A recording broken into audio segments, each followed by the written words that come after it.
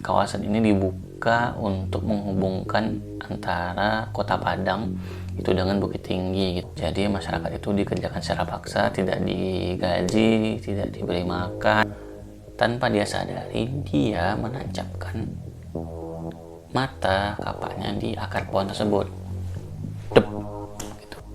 Tak sengaja dia melihat kapaknya mengeluarkan bercak darah bagian tubuh naga yang sedang tertidur di. Kalau kita tidak membunyikan klakson, nih kita akan melihat penampakan sesosok wanita.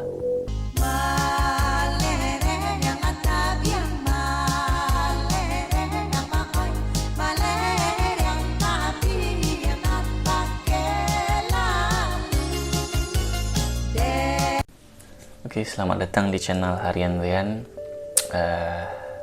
Kesempatan kali ini kita akan bercerita sedikit ya. Mungkin cerita ini sudah pernah kalian dengar, atau mungkin ini cerita yang baru untuk kalian. Juga cerita ini sebenarnya cerita dari yang pertama itu ada dari nenekku sendiri, juga ada dari teman-teman lah gitu. Jadi langsung aja. Di video kali ini kita akan bercerita tentang sejarah kawasan Lembah Anai di Sumatera Barat. Gimana ceritanya bisa kalian simak di video ini.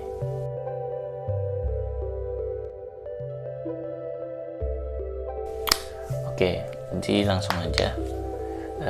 Pertama-tama mungkin kita mulai dulu. Lembah Anai ini lokasinya sebenarnya di mana gitu. Jadi Lembah Anai ini terkenal dengan namanya air mancur gitu.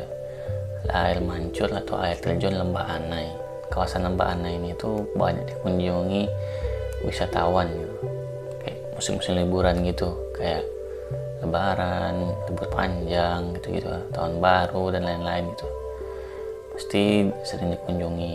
Jadi kawasan Lembah Anai ini yang paling utama dan yang paling terkenal itu air terjun atau air mancur Lembah Anai itu sendiri, yang tepat di pinggir jalan gitu letaknya.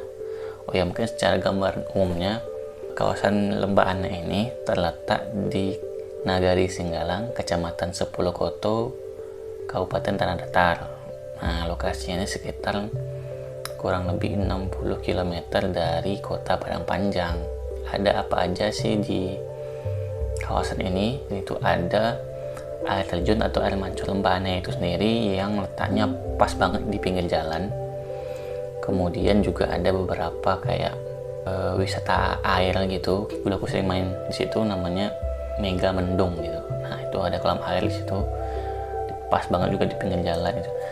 Yang meninggalkan kesan banget itu ya jajanan gitu. Jajanan itu perkedel jagungnya itu enak banget. Jadi momen waktu itu di sana lagi macet, libur lebaran, macet panjang gitu. Nah, ada tuh orang yang di pinggir jalan gitu ngejualin perkedel jagung gitu. Nah, itu harganya murah dan rasanya enak. Nah, itu juga meninggalkan kesan tersendiri bagi kawasan Lembah Anai ini. Kita tadi udah ngomongin masalah kawasan Lembah Anai yang existing sekarang itu seperti apa gambaran umumnya gitu. Kita mungkin balik dulu ke masa lalu gitu, masa lampau, sejarahnya Lembah Anai ini, kawasan ini bagaimana hingga bisa seperti sekarang gitu ya. Jadi menurut sejarah gitu, pada zaman penjajahan Belanda, kawasan ini dibuka untuk menghubungkan antara kota Padang itu dengan Bukit Tinggi gitu, untuk mempermudah jalur perdagangan penjajah Belanda gitu, biar nggak kalah bersaing dengan pedagang-pedagang pribumi gitu. Dalam hal membuka jalan ini, proyek jalan ini itu yang dilibatkan adalah masyarakat. Untuk pekerjaannya juga membutuhkan waktu yang lama dan panjang, karena di sini juga masyarakatnya menggunakan alat seadanya. Pada saat itu pemerintahan Belanda membuat kebijakan dalam hal pengerjaan jalan ini, masyarakat harus membawa peralatan bekerjanya sendiri, membawa bekal sendiri, dan berangkat sendiri ke kawasan yang dimaksud gitu. Jadi masyarakat itu dikerjakan secara paksa, tidak digaji, tidak diberi makan. Dalam hal proses pengerjaannya ya masyarakat atau penduduk harus membuka jalan, menggeser batu, memecahkan batu tebing yang keras itu dengan alat yang mereka bawa gitu. Jadi membuka jalan dengan peralatan yang bisa dibilang kurang memadai lah. Untuk proyek jalan ini panjangnya sekitar 10 mil atau sekitar 17 km. Kemudian selain jalan transportasi juga pemerintah Belanda juga membuka jalur kereta api untuk mengangkut batu bara, dan pengerjaannya juga lagi-lagi menggunakan sistem kerja paksa. Setelah jalan jadi, jalur transportasi kereta api juga selesai. Pada penjajahan Belanda terjadi kecelakaan kereta api yang cukup memakan korban pada saat itu. Kembali lagi pada saat zaman Belanda masuk lagi di agresi militer kedua, kawasan ini menjadi basis pertahanan penduduk Sumatera Barat untuk memberi perlawanan terhadap kolonial Belanda pada saat itu. Jadi penembak-penembak disiapkan di tebing-tebing untuk menyerang pasukan Belanda pada saat itu. Selain menempatkan penembak-penembak jitu di celah-celah tebing yang ada di kawasan tersebut, penduduk juga memberikan perlawanan seperti menebang pohon untuk menghalangi iring-iringan kolonial Belanda ini yang masuk ke kawasan ini gitu, untuk menghalangi.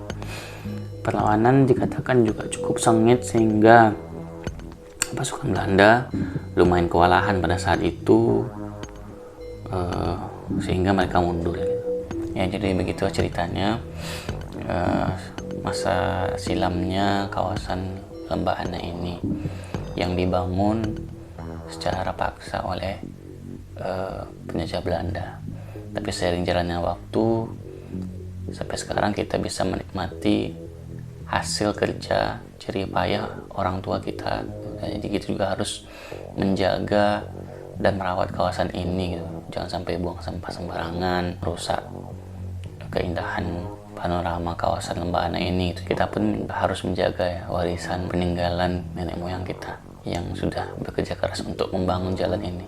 Ada hal menarik yang mungkin kalian belum tahu tentang cerita Lembah Ana ini, atau khususnya cerita mengenai air terjun Lembah Ana ini. Di beberapa sumber cerita yang aku coba cari kemarin, mengatakan bahwa dulunya air terjun ini tuh bentuknya bukan air terjun, bentuknya air mancur gitu. Bentuknya air mancur menyemprot ke atas. Kenapa berubah sekarang bentuknya seperti air terjun, air yang turun ke bawah gitu?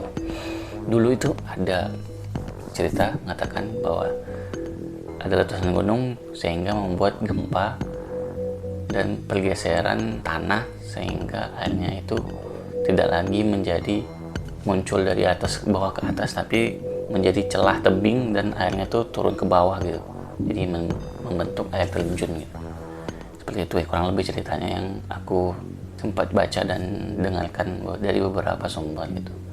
Tapi ada satu hal menarik yang mungkin belum pernah kalian dengar, dan ini tuh cerita dari nenekku dulu. Jadi nenekku dulu sebelum aku tidur sering menceritakan kisah-kisah legenda gitu ya. Jadi nenekku bilang dulu itu waktu kecil, ini aku ingat banget ceritanya karena pada saat aku menyimak cerita ini, aku belum pernah mendengarkan cerita ini dari siapapun sebelumnya, dari lingkungan sekitarku, baik dari mama, dari tante, atau teman-teman gitu juga. Nenekku pernah cerita, ini aku ini aja ulangi ceritanya gitu, dan sedikit aku kembangkan ceritanya, tapi tidak mengurang dan menambah inti ceritanya tersebut. Jadi pada zaman dahulu, kawasan aliran sungai Lembah Ana ini masih kawasan yang berupa hutan gitu, dan penduduk yang tinggal di sini juga sangat jarang. Pun kondisi existing sekarang juga tidak terdapat perumahan atau permukiman masyarakat yang ramai dan padat, itu juga masih jarang-jarang dan berkumpul di satu kelompok gitu. Nah, pada zaman dahulu ada satu keluarga yang tinggal di kawasan ini yang hendak mencari kayu bakar. Jadi ada seorang ayah dan seorang anak laki-lakinya gitu ya, yang pergi ke hutan di sekitaran kawasan air terjun Lembah Ana ini mencari kayu bakar untuk keperluan dapur lah gitu ibaratnya. Jadi sebelum pergi ke kawasan ini, mereka sudah menyiapin alat kapak gitu. Kemudian di sini ayah memberikan pesan kepada anaknya gitu, ambillah kayu bakar yang ada di sekitaran kawasan ini. Tapi tolong ingat, jangan sampai sembarangan memotong dahan kayu, dan juga jangan sampai sembarangan menancapkan mata kapak ini sembarangan gitu. Jadi pesan itu disampaikan ke si anak sebelum berangkat ke sana gitu. Sampainya di lokasi yang telah ditentukan ayah si anak ini, mereka berpencar gitu. Ya tidak terlalu jauh gitu, tapi ya mereka berpencar, si ayah di sudut mana, si anak di sudut mana gitu, sambil motong-motong dahan kayu untuk jadikan kayu bakar gitu. Singkat cerita, setelah selesai memotong dahan kayu, diikat, kemudian anak ini beristirahat di bawah pohon yang besar gitulah. Jadi kebayangkan pohon yang besar itu, dia besar terus tinggi dan akarnya ada sampai yang keluar dari tanah gitu. Nah, dia beristirahat di bawah pohon itu karena juga rimbun ya. Dia beristirahat di bawah situ, dia duduk. Tanpa dia sadari, dia menancapkan mata kapaknya di akar pohon tersebut. Dep, gitu kan. Dan dia beristirahat, duduk.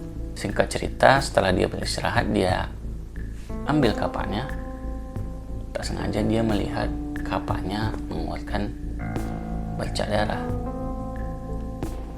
Dia lihat ke akar pohon kayu yang ditancapkan, akar tersebut mengeluarkan darah. Seketika itu langsung terjadi keanehan, mulai muncul gempa kecil gitu. Pohon-pohon sekitar sana mulai kayak bergoyang-goyang gitu. Aliran air terjun tersebut mulai bergoyang riak-riak. Sontak si ayahnya langsung lari menuju anaknya dan memberikan perintah agar segera pulang. Ayo kita pulang, jangan berlama-lama di sini, nanti kita cerita sampai di rumah saja, katanya. Jadi mereka bergegas untuk pulang.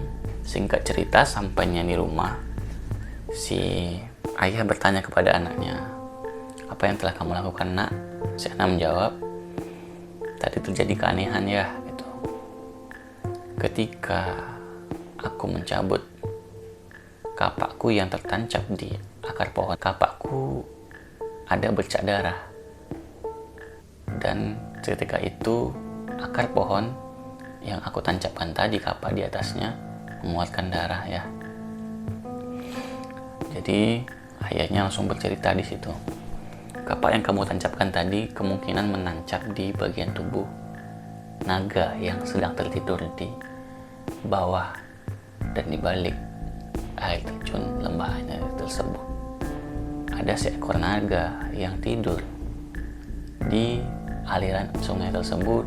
Saking lamanya naga itu tertidur, seluruh tubuh naga tersebut sudah menyatu dengan lingkungan dan alam-alam sekitar gitu, baik itu akar dan tanah-tanah sekitar itu. Makanya tadi ayah berpesan jangan sembarangan meletakkan kapak gitu. Dan itu kemungkinan tadi adalah bagian tubuh naga yang terpotong oleh Muna. Begitu kata ayahnya. Sehingga kejadian tadi itu terjadi, itu kata ayahnya. Dan pada saat cerita nenek itu berakhir, dan aku berpikir, apakah cerita ini ada nyata atau tidak? Karena cerita ini baru aku dengar dari nenekku saja. Dan ketika bercerita dengan teman-teman yang lain, itu juga belum ada yang mengkonfirmasi bahwa cerita legenda ini tuh ada gitu. Jadi buat teman-teman yang mendengarkan cerita ini, tahu dan pernah juga mendengarkan cerita ini, mungkin boleh komen di video ini. Jadi inti ceritanya, ada naga yang sedang tertidur di balik aliran sungai dan air terjun lembah air tersebut. Oke, jadi sudah bercerita tentang gambaran umum kawasan Lembah Anai, sejarah Lembah Anai, legenda Lembah Anai, dan di bagian terakhir video ini aku juga pengen sharing cerita yang berbau mistis gitu. Cerita ini itu aku dengar dari beberapa teman, dan teman ini juga istilahnya mendengar cerita dari Super Travel gitu. Ini adalah cerita yang beredar di lingkungan Super Travel gitu. Baik itu travel Padang, Pekanbaru Padang, Bukit Tinggi Padang Panjang, Bukit Tinggi Padang gitu ya. sedikit aku gambarkan ya. Jadi sebelum, kalau dari arah Bukit Tinggi atau dari arah Pekanbaru menuju Padang gitu, jadi sebelum kita sebelum kita melihat air terjun Lembah Anai di depan jalan, sebelum itu kita akan melewati sebuah jembatan rel kereta api gitu. Jadi ada kayak terowongan kecil di bawahnya gitu. Nah, setelah terowongan itu barulah air terjun Lembah Anai tersebut. Nah, konon ceritanya, menurut beberapa super travel, jika Anda melewati terowongan tersebut, kita harus membunyikan klakson gitu. Ini aku nggak bisa pastikan ya, tapi ini beredar di beberapa cerita perjalanan gitu.